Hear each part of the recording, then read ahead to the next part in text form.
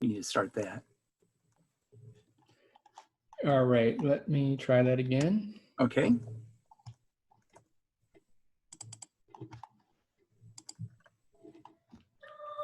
Can you hear it? That works. Yep.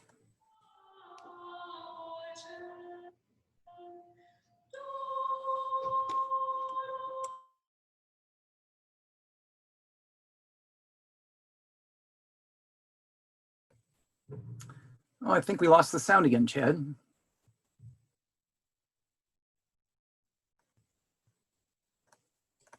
I think that's a connection issue. I can. Yeah, let's try a restart because it was coming through. It was coming through. You muted yourself. It messed up. Don't mute. Good point.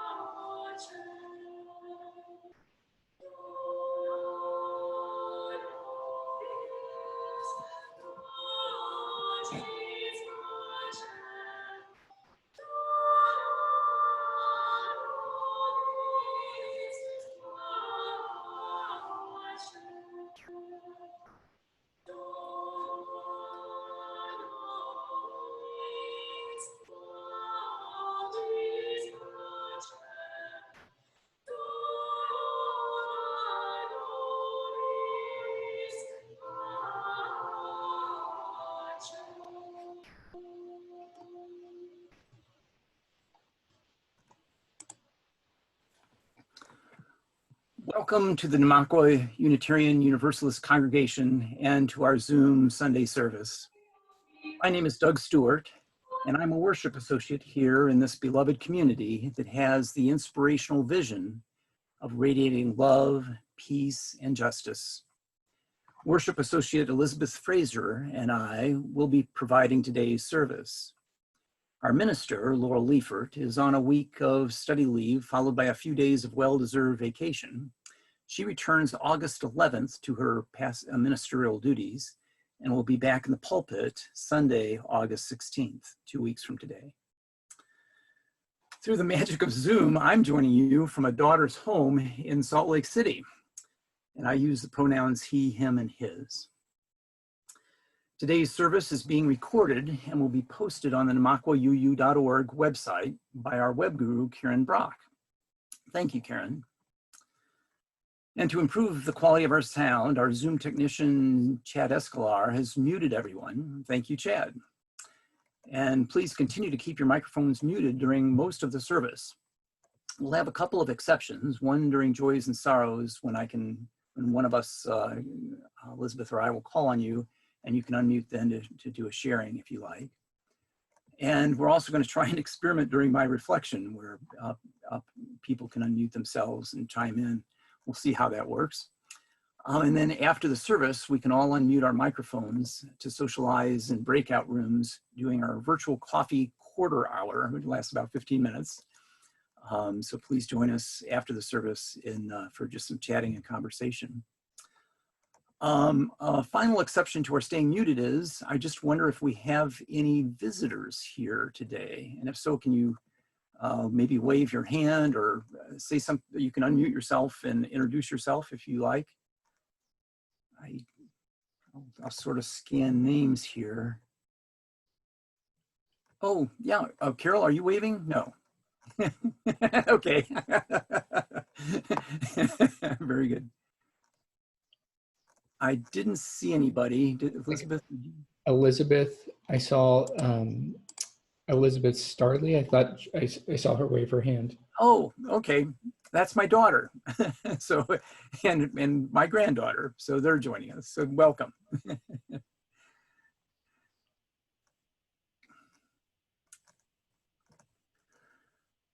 So let's see. Thanks for checking us out. A special welcome to you. And now Elizabeth will start our service with a chalice lighting. If ever there were a time for a candle in the darkness, this would be it. Using a spark of hope, kindle the flame of love, ignite the light of peace, and feed the flame of justice.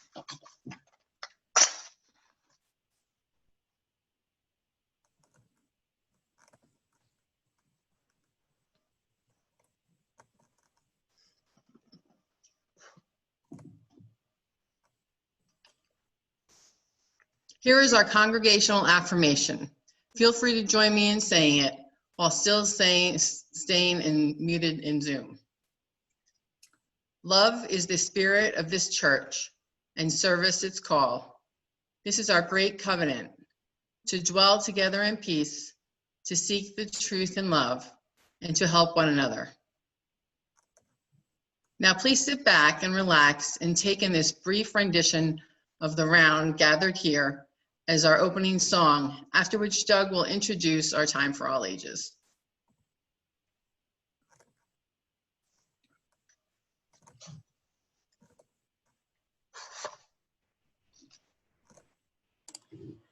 Gathered here in the mystery of the hour, gathered here in one strong body, gathered here in the struggle and the power, spirits draw near.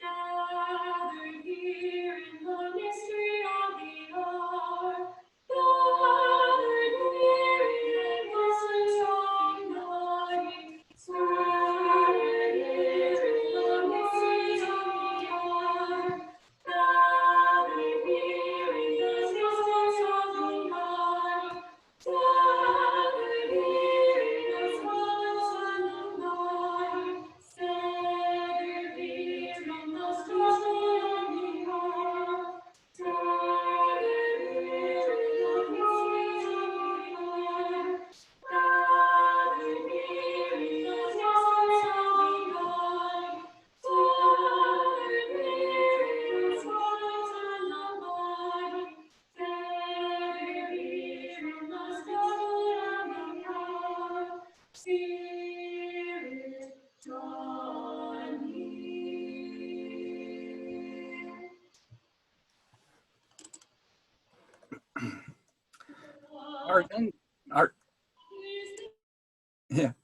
Our young people are so very important to us. And we take time during our service to have a time for all ages, expressly to include them in some of our heartfelt and mindful beliefs.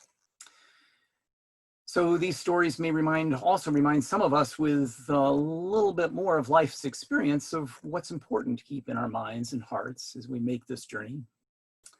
Today, we'll be listening to a reading of A Flicker of Hope by Julia Cook and Haley McKenzie, after which we'll share our joys and sorrows. So Chad, if you would cue that up for us.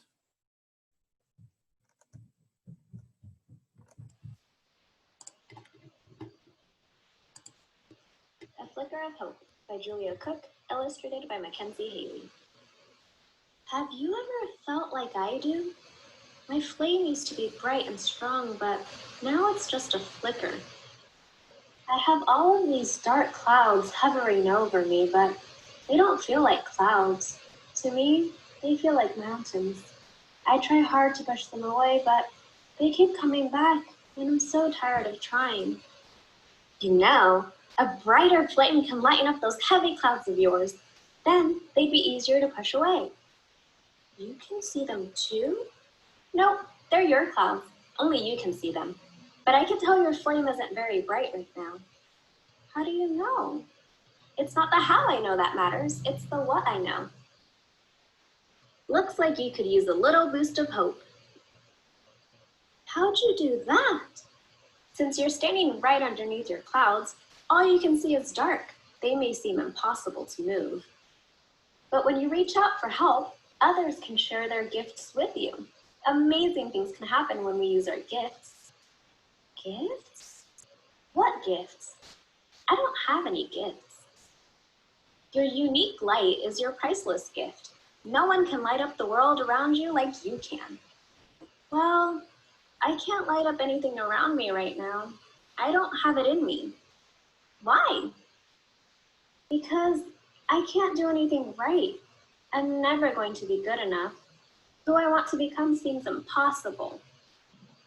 And you should hear what people say about me. Bad things? Awful things. Well, are they true? No, but they might as well be. Everyone thinks they are. Oh, and to top it all off, someone who really matters to me isn't here anymore. Today is just really hard, and I don't see how tomorrow is going to get any better.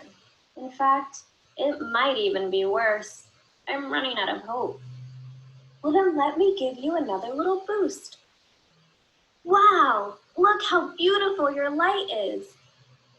When your clouds get too dark and too heavy to push away, reach out and ask, can I borrow some light? I'm having a really bad day. Hope builders are everywhere, but only you can see your clouds. So grab some courage and ask for help, and don't worry about being too proud. It's always okay to admit to yourself, I just can't do it today. Everyone needs somebody sometimes to help them find their way. But what if they say no? Then you ask somebody else, and you keep asking a bunch of different ways until you find someone who says yes. Just don't ever stop asking. You have to find a way to stay lit no matter what. Why? Because if your flame goes out, you might not be able to relight it. And that would be the saddest thing ever. Why? Because you are needed and you are here for a reason. No one else in the world has a light like yours. When a flame goes out before its time, the hearts that are left behind are broken forever. Flames that go dark too early leave many gifts which never get shared, and that's so unfair. You are beautiful and you have a purpose and very special gifts, even if you might not know what those are yet. But really, how do you know all this stuff? Because sometimes I have dark clouds hovering over me too, but they don't feel like clouds. To me, they feel like mountains. Only I can see them. I try hard to push them away, but they keep coming back. My flame turns into a flicker, but it's a flicker of hope. Even though it seems like I can't do anything right, and I feel like I'm never going to be good enough, and who I want to become seems impossible. And even though people say awful things about me that aren't true, and everyone believes them. Oh, and someone who really matters to me isn't here anymore. I tell myself that I'm needed. I remind myself that I matter. I have special gifts to share with others. I choose to believe the world is better with my light in it. And I know that I need some help, so I ask. And I keep asking, and I keep reaching out to others until I find someone who can share their flame with me and give me strength and a little boost of hope. Then, amazing things happen to both of us. So when I saw your flame, I just knew I needed to give you a little boost of hope. See, that's what a hope builder does. When you share your light, one little candle can grow into a whole hope-building community. You know, a brighter flame can lighten up those heavy clouds of yours. Then they'd be easier to push away. You can see them too? Nope, they're your clouds. Only you can see them. But I can tell your flame isn't very bright right now. How do you know? It's not the how I know that matters, it's the what I know. Looks like you could use a little boost of hope.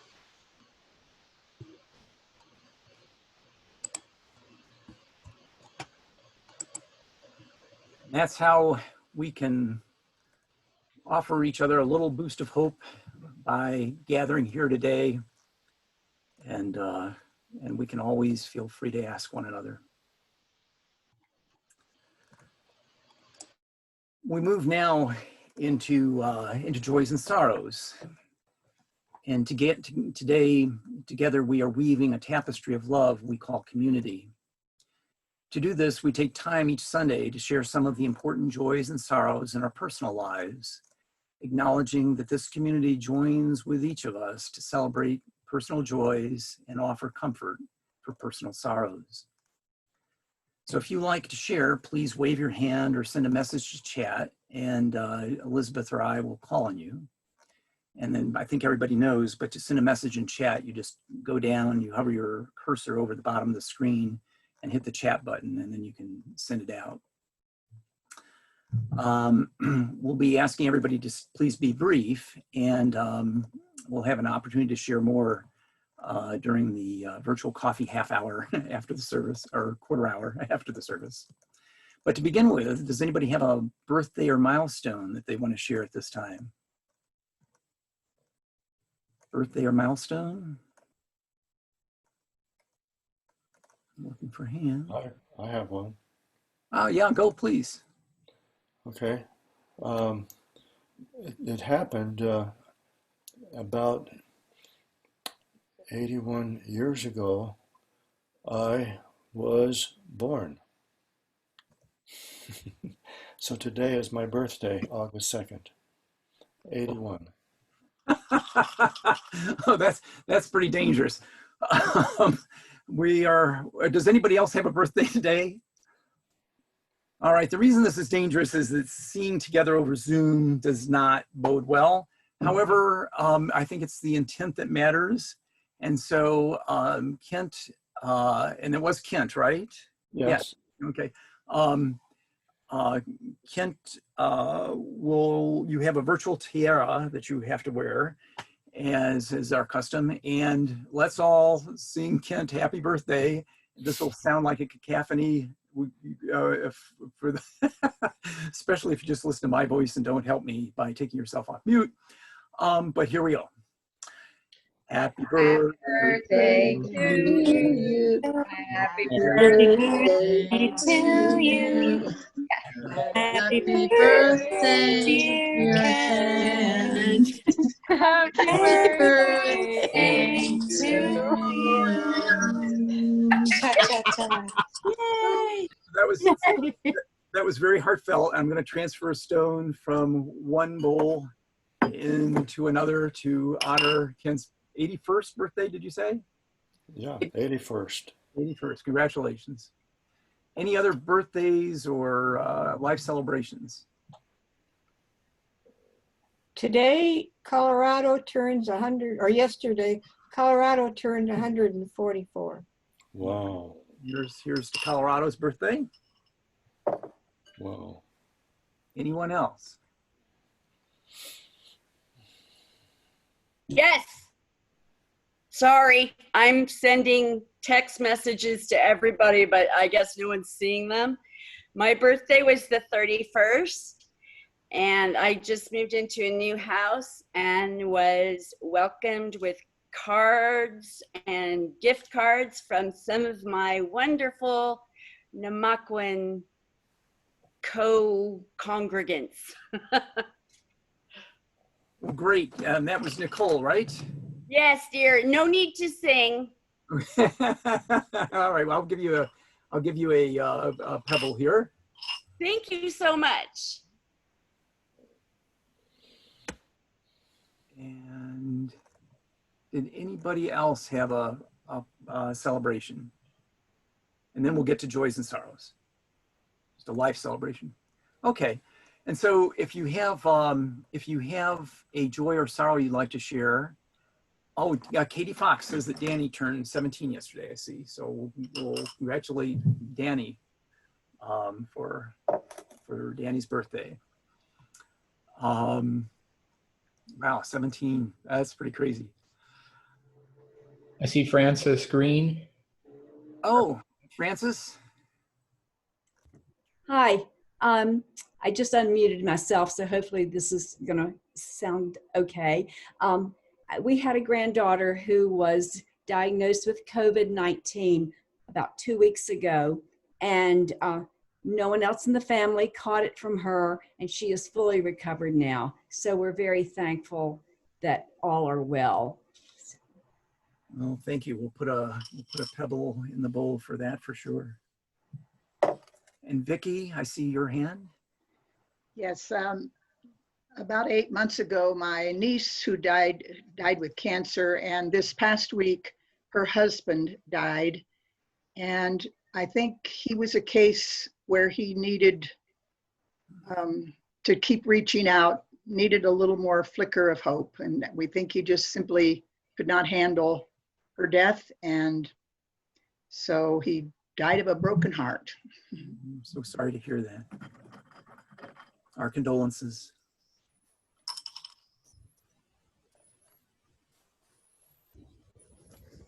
Dick Barton. About 3 weeks ago, we got an email saying that Carol's nephew, who lives in Milwaukee, was coming out to Fort Collins for a job interview. So we got together with them and gave them a lowdown on the area and encouraged them. And then yesterday, we were told they have rented a house in Fort Collins. They accepted a job out here, and they'll be moving out here by the middle of August. So we're looking forward to that. They are not UUs, but they were married in a UU church that we went to.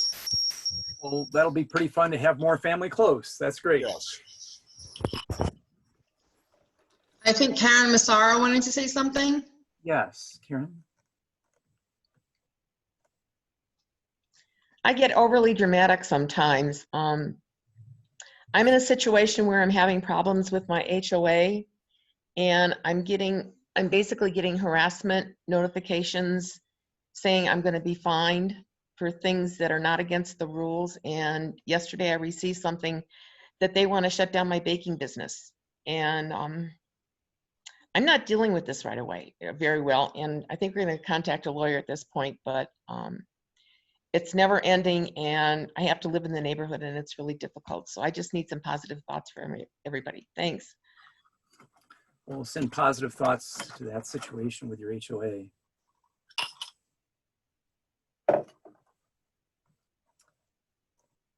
Janet? I have a lot going on. I'll try to keep it kind of short. The joy that I have is that Rebecca and Tom and Don and Shirley have also contributed generously to the Diego. My cat. He has, here comes the bad news. He has intervertebral disc disease. He has pancreatitis. He has a mass in his lung. And I think he has bone cancer. And he decided last night, he convinced me, I don't know if you can see that, but he took a chunk out of my hand about the size of a dime to let me know that he's not going to take any medications. So he's in a crate to keep him from jumping and hurting his back any further. And I just don't want him to suffer, but I think this is about time. And then the thing that's even worse is that my first husband, the father of my children, is really in his last stages as well.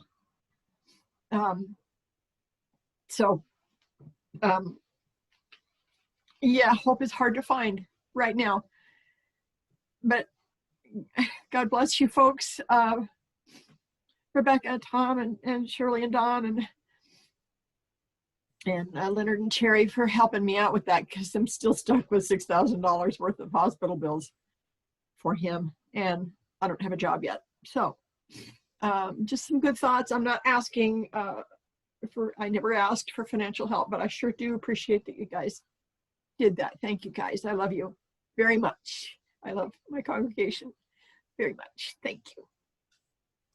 Well, you're carrying a heavy load now, and I'll put a pebble in for a beloved pet, and for the husband of your children, and for best of luck in finding a job in a difficult employment situation.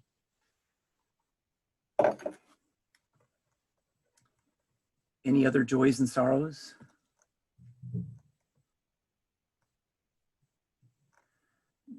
Then Chad, if you will, we'll listen to Comfort Me by our minister. And after which, following the song, Elizabeth will give her reflection on what keeps our hopes alive.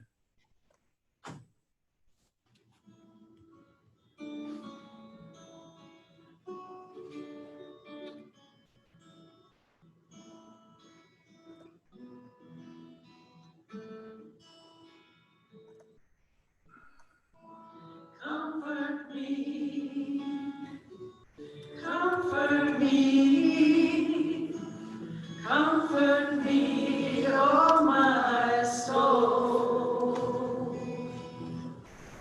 Comfort me, comfort me, comfort me, oh my soul.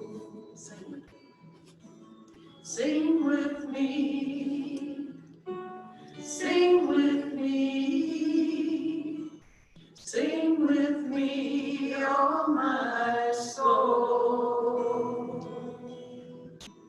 Sing with me, sing with me, sing with me, oh my soul. Dance with me, dance with me, dance with me, oh my soul. Dance with me, dance with me, dance with me, oh my soul.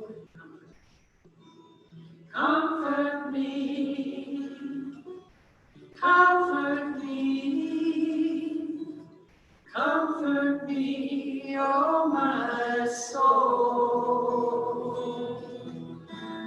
Comfort me, comfort me, comfort me, oh my soul.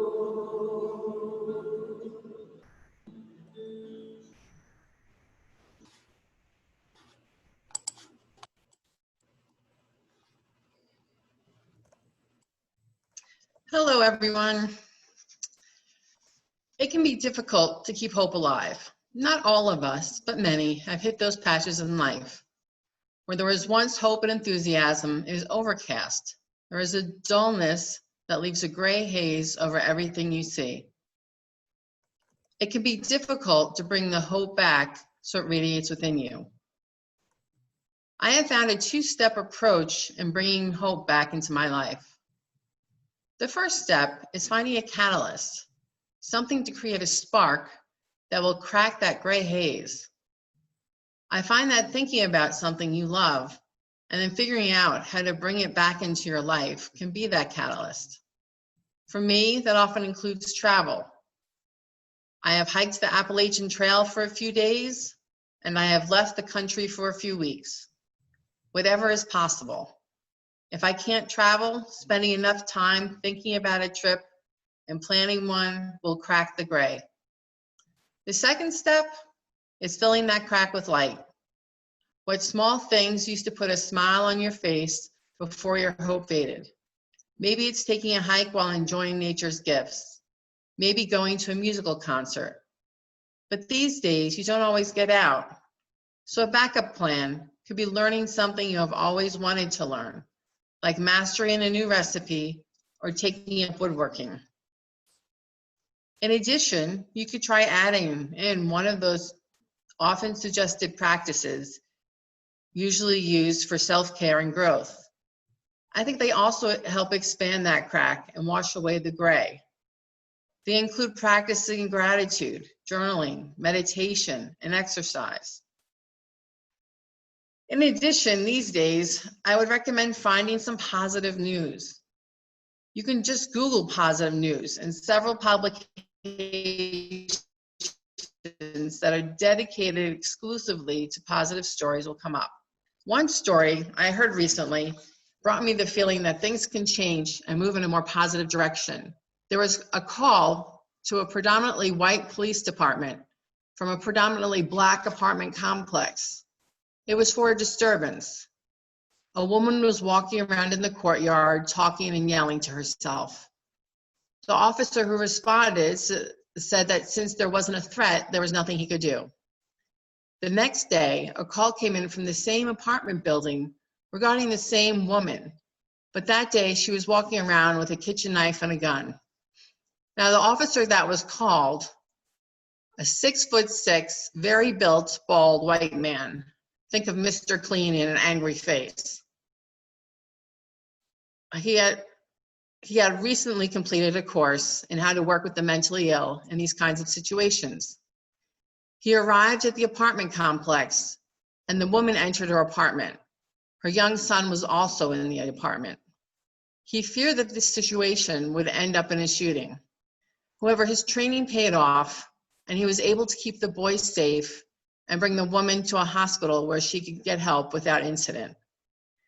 Cracking that gray from the inside and then filling it with light from both the outside and the inside can bring hope back into your life and keep it there. We will now do our offertory, virtually, of course. One of the ways NUUC walks our talk is to give half of our collection plate away to support our local community. This month, we will donate half of our collection to Neighbor, which helps provide stable housing to those in the Loveland area. I'm getting choked up because when I moved to Loveland, I had very little money and needed housing. And Neighbor provided me with the first month's rent to help me get on my feet. To donate to both our church and to Neighbor, click on the chat icon. Chat will display a link that invites you to give. Just click on the link to give an electronic donation, either your bank account or by credit card. You can choose to designate your donation as a pledge for the collection plate or for our building fund.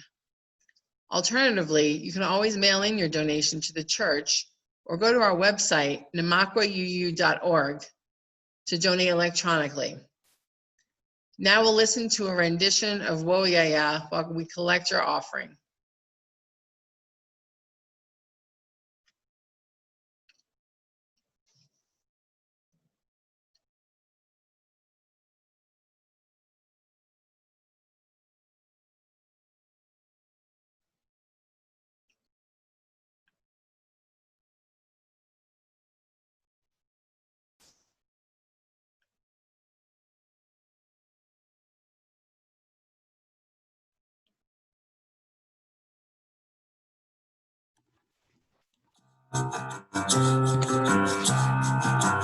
We are going.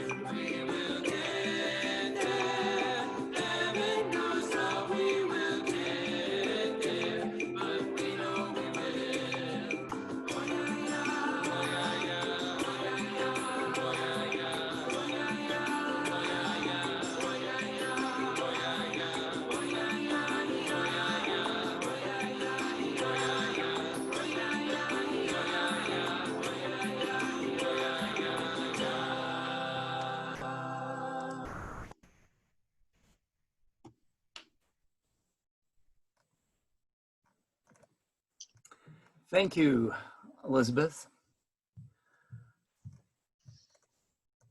And I guess we bless our offering. We dedicate ourselves, and these are offerings, to the vision of this congregation, which is to radiate love, peace, and justice as together we work to create beloved community. Thank you. Doug will now give his reflection on what keeps our hopes alive. Thank you, Elizabeth. And I realize that part of our joys and sorrows is to add pebbles representing the joys and sorrows outside of our world. So I'll add those to our bowl. I'd like to talk today about what keeps our hopes alive, and I'm wanting to get to what for me was a little bit of a realization that I got from process theology, and so I'll see if I can do that. But to start out, what I'd like to do is share my screen and see if this can work. And I'd like to collect from us why life seems so challenging now. And so let me share my screen, and we'll try coming off mute and see if I can capture some of our thoughts about why life seems so challenging right now. So hang on and I'll share.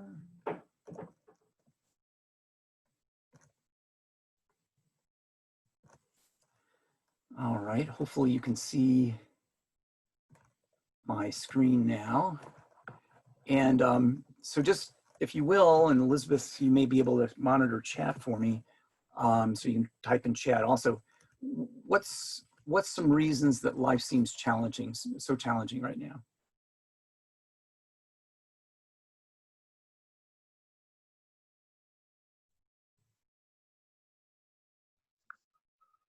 Well, in my case, it's unemployment.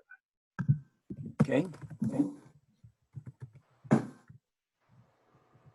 Hannah said isolation.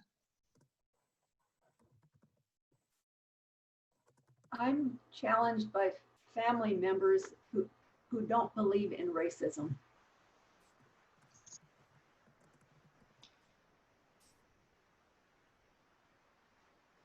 My dear friend moved to another state.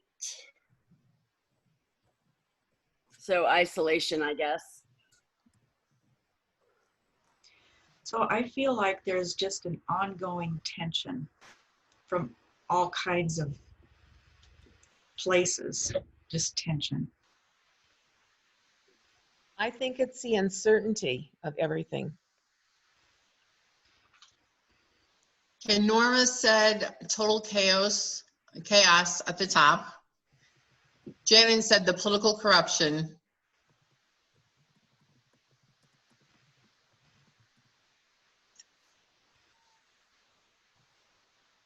This is Angela. For me, it's the fact that the pressure of going back to school, but not knowing what that's going to bring in terms of sickness for not only me, but for children and my colleagues that I work with in the building, but also colleagues that I have across the state and really across the country.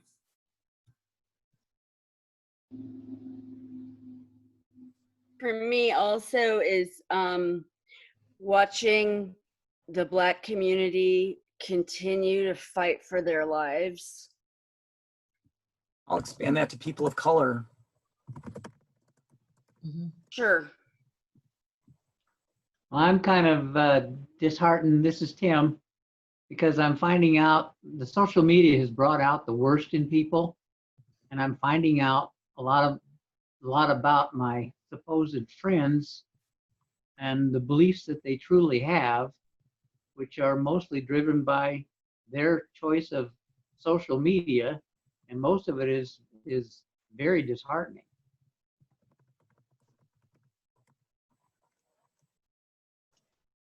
Okay, Donna Brown said a fear of getting sick or dying. Marilyn said the fact that 150,000 people have died and there's more dying every day.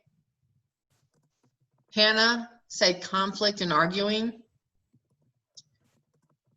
Steve and Karen said the challenge of helping and supporting others, dealing with others and their extra stress.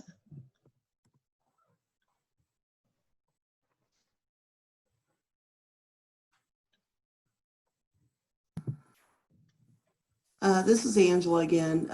I have 2 young adult children that live out in Oregon, and I can't remember a time in their lives where they needed us more.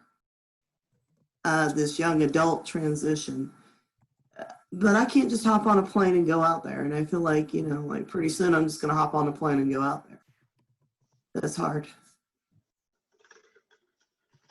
Maybe 1 or 2 more. We don't have to be exhaustive.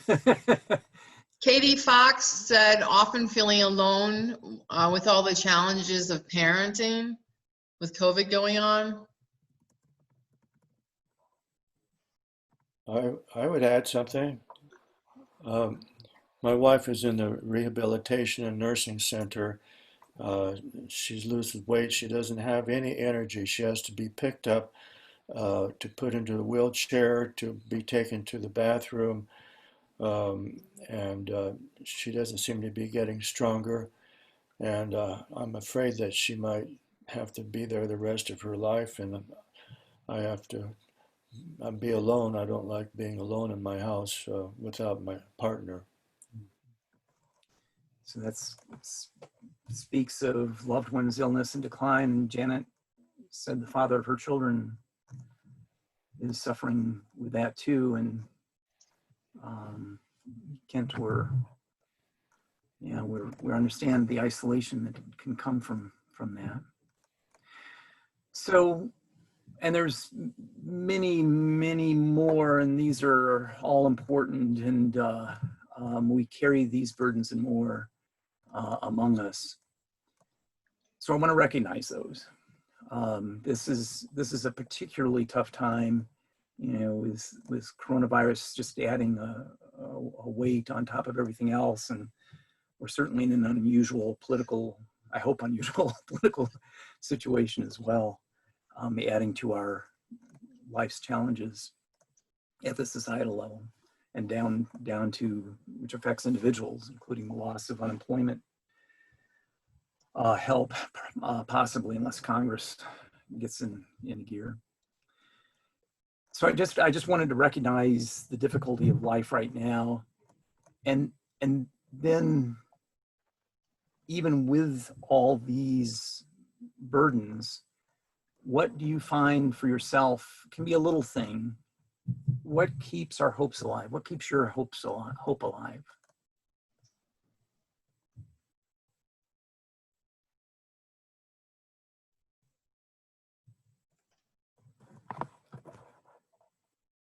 Either call that out or put it in chat, and then Elizabeth, you repeat it to me because I don't have chat up.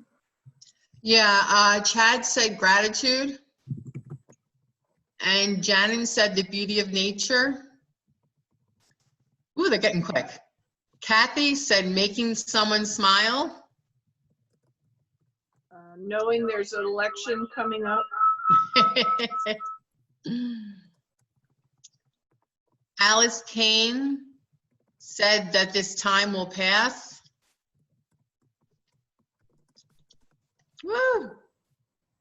Everybody's writing in here. Marilyn said making art. Hannah said talking to friends. Norma said acts of kindness, especially within the Namaco community. Pedro said friends sending me job leads, someone trying to help. I'll second that since I'm unemployed now. Nicole said good friends, actually Namakwa. Mim Neal said unexpected help from others and chocolate. Vicky said gathering with a friend or two safely. Stephen Karen said the arts, gardening, the creative ways that people are coping, sometimes an improvement on old ways. Fred said imagining a new personal and social era. Terry and Leonard said seeing positive changes in policing and getting rid of racist names like Stapleton. Janin said feeling the unity with all of humanity.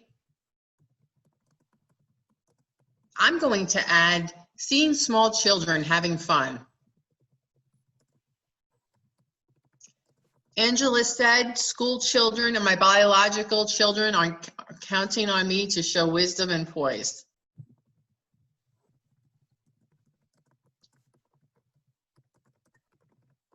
Capture that as being an example to others. And I need to stop us. I'm going to both for time, and also I'm going to, if I keep on typing, the print will be so small nobody can read it. This is great. So hey, thank you for sharing what is helping keep your hope alive. I want to talk more, obviously, about what keeps our hopes alive. And so I'm going to see if I can go into slideshow mode now. And I want to touch on two things with two slides. And the first slide here is living our connectedness. And here I'm going to draw a connection to process theology, which not every, you certainly don't have to be, to be Unitarian Universalist, you certainly don't have to be a process theologist or believe in it. But the more I look into it, the more I'm kind of attracted to it. I'm hoping that there's some truth to it, I suppose. But what I want to do is talk about our connectedness from both a theist perspective and a non-theist perspective. And from a theist perspective, it's pretty easy to talk about connectedness. There's a God attribute, which is omniscience. And so if God is all-knowing, if I'm a theist, I believe that God is aware of everything, including my own experience, right? That's within God's knowledge. God knows everything. God is aware of my experience. So my experience is connected to God. So that's, a theist would believe that I am directly connected to God. For non-theists, I'm going to go through a Unitarian Universalist principle, which again, you don't have to believe this as a Unitarian Universalist, but I think it's a very common belief, common enough so that it's captured as a principle in our hymnals. Respect for the interdependent web of all existence, of which we are a part. So all existence is the universe, that's all existence. The interdependent web speaks directly of our connectedness. And so we are a part of which we are a part of this interdependent web. Our experience is connected to the universe, is what I get from this principle. So the conclusion I want to argue for, is in the experience of being alive, each of us is, if you're a theist, adding to the experience of God. If you're a theist, our experience is within God's knowledge. God is aware of our experience. If you're a theist, so God knows my experience.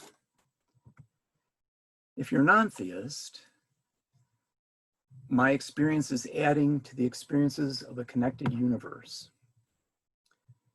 And in process theology, in my reading, this is exactly what a process theologist would say God is the connected universe that's experiencing everything. So, but we'll go into that some other time if I talk about process theology sometime. You don't have to believe that in order to believe that your experiences are part of a connected universe, contribute towards a connected universe, in a connected universe. So the experience of this moment right now, your experience is connected to the universe, is experienced by God, if you believe that. Your experience right now. And so I want to pause a moment and then do a very brief meditation. Your experience in this moment is going out to the universe. If you believe in a higher power or whatever you may name that, your experience in this moment is contributing to the awareness of that higher power, I would say.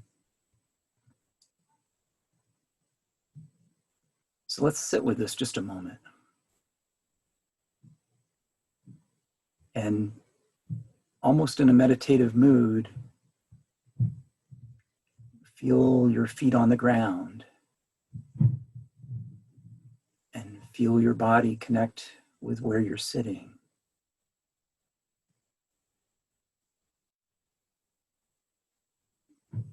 And feel your upper body and let it relax. And let your face relax.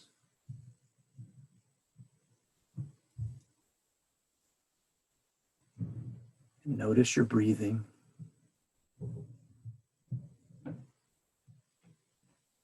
And you may be tired today or excited, but right now you can rest. And just breathe. And this experience, you're contributing to the universe.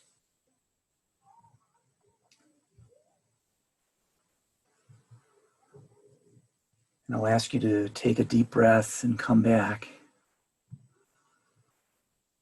This experience, you're contributing to the universe. If you're a theist, God is aware. We're contributing. We're Godding. we're contributing to God's experience, and everyone else is doing this too, right? And this thought that my experience is contributing to the universe, and that everybody else's experience is contributing to the universe, can drive many thoughts, and it's a rich area of exploration.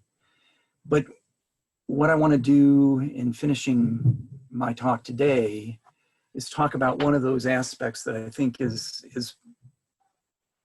there's nothing more important, I'll put it that way, I believe, than enthusiasm, than paying attention to our enthusiasm in keeping our hopes alive.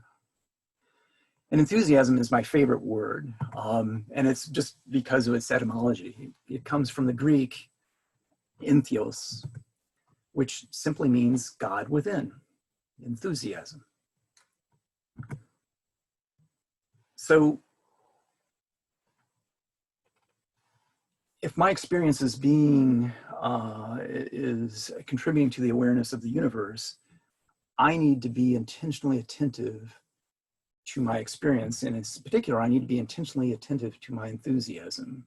I mean, you can call that strength, joy, gumption, creativity, delight, very positive, the positive experience of life. We need to pay attention, I need to pay attention to what builds it, what erodes it, and then how I can build it back up. Because life is tough, and I have expectations, and those expectations, life has a way of saying, nope, not those expectations.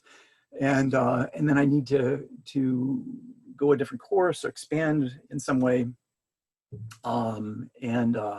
So how do I reset my expectations so that I can go get to the next mountain? To bring a better experience of being alive, to care for ourselves, self-care, putting our own oxygen mask on first, which is absolutely what we need to do sometimes, to care for one another, to care for all, including this precious environment, our precious world. And in that caring, in whatever form, we are building enthusiasm, we're building joy, gumption, strength, to keep on doing life's challenging work. So in being intentionally attentive to enthusiasm and taking in sunsets and rainbows, by doing that, we can better take on doing life's challenging work and take in sunsets and rainbows and bring this better experience to God's experience, if you're a theist, or to the connected universe's experience. So I want to argue, I guess, in favor of our being intentionally attentive to enthusiasm and how we can feed it and how we can build it back up, and pay attention to what erodes it and be gentle on ourselves in building it back up.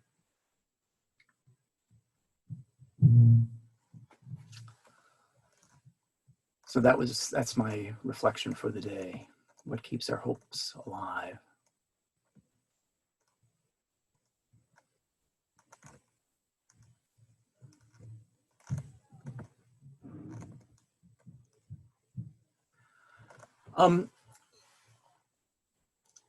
We'll now listen to our closing music, followed by announcements, and then Elizabeth will close our service by extinguishing the chalice. Our closing music is My Life Flows On in Endless Song by the New York City Virtual Choir, which includes members of the First Unitarian Congregational Society of Brooklyn, along with a Presbyterian church in Brooklyn, and there are others as part of that virtual choir, New York City Virtual Choir. Let me first show the lyrics in case they don't come across clearly, and then I think it'll help you relax and into the song. So I'm gonna try sharing again here.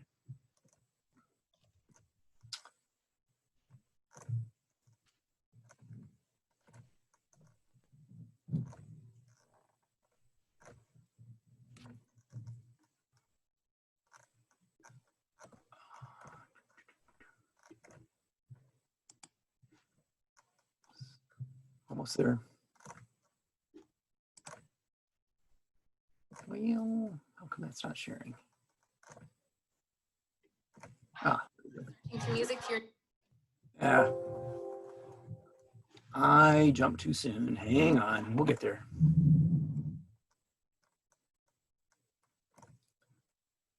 Now I'm being perfectionistic because I want to blow this up. There we go.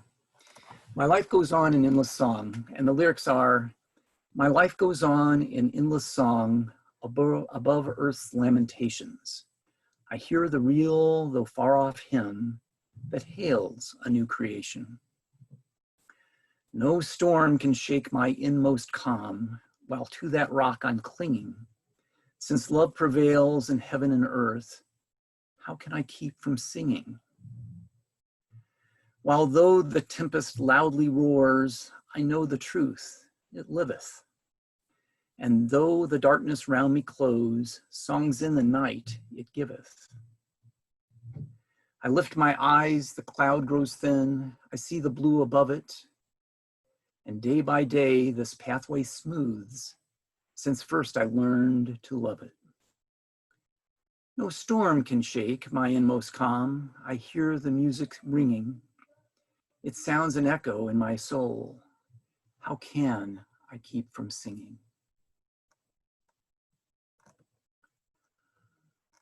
And let's see, I think I had one other thing to say. This performance is just comes in at just under 6 minutes. And so please sit back and relax and just take it in. Even in this time of coronavirus, it's amazing what technology and especially talent, enthusiasm, I'd add, can do in sharing, and these people sharing their experience in helping to create our own experience right now. And Chad, over to you.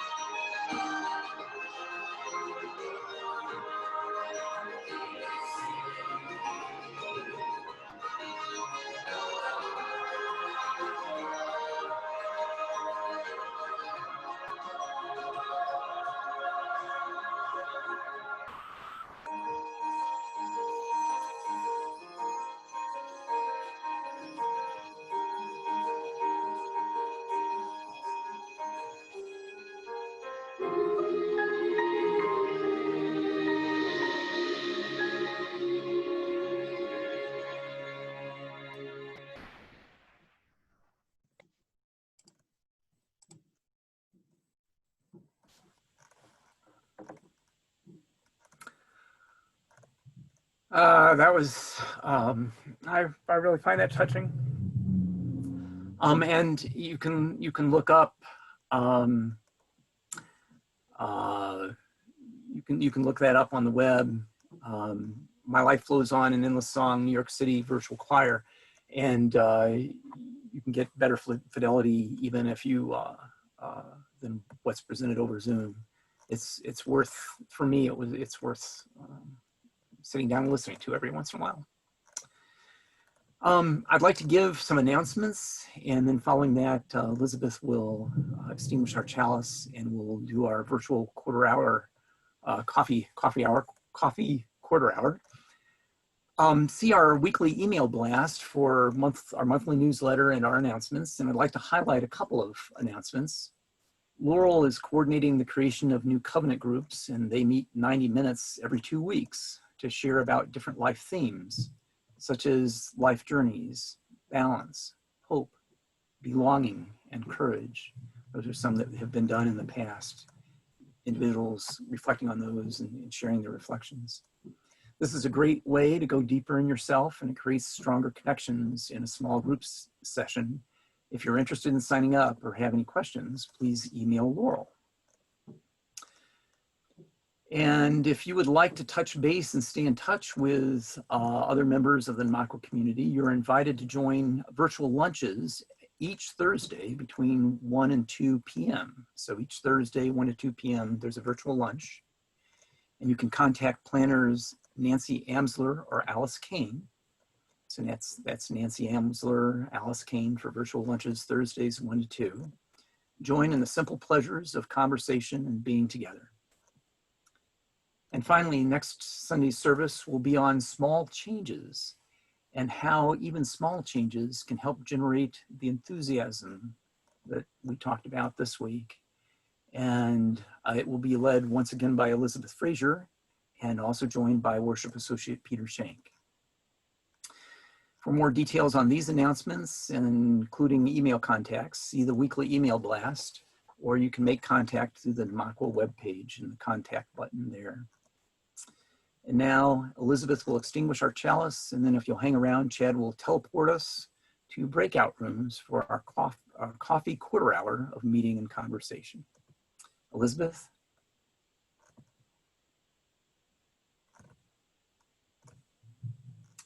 You're on mute. Whoops. Okay, I'll try that again. The flame is extinguished, but not our hope for the future, our courage in the face of crisis, or the love we share in all the world.